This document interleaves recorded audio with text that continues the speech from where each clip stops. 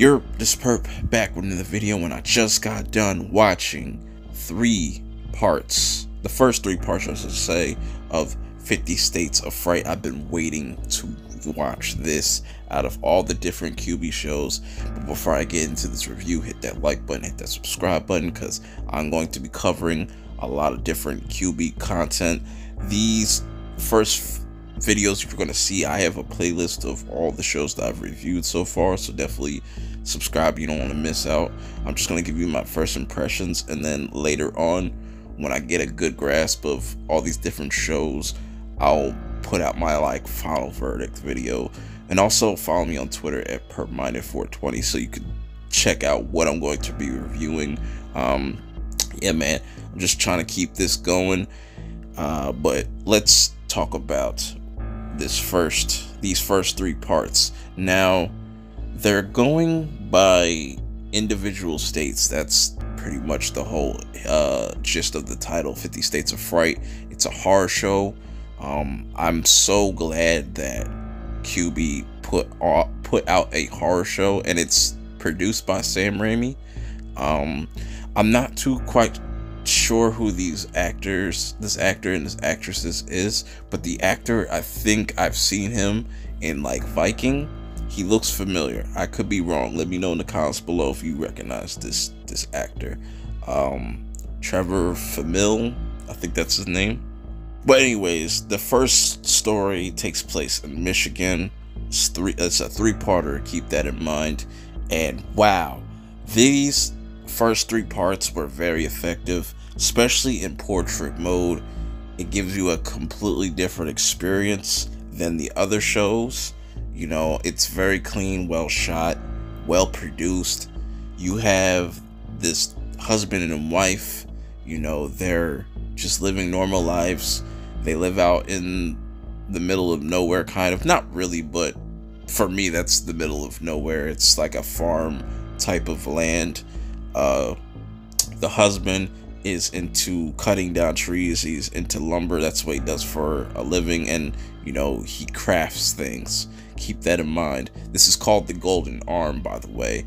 So one of his employees calls out, or is not able to make work, so he has to kind of change plans, and he decides to bring along his wife. And this is where things really fucking escalate, because there's a slight accident that happens with one of the trees. It falls on his wife's arm.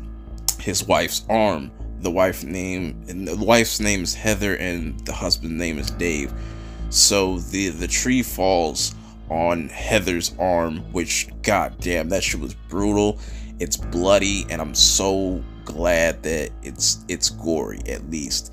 And Dave has to chop off her arm, and this is where the whole golden arm thing comes in, because she has a hard time dealing with the fact that she has an amputated arm. And I gotta say, that's a strong ass no, because she breaks the fuck out of this mirror, which, you know, which kind of changes her personality. And one thing that you'll notice if you look at her eyes are very one of her eyes is just really bloodshot, or it just looks like she got fucking pink eye or some shit. It was weird, but you know, it leads her to force her husband Dave to make her a golden arm.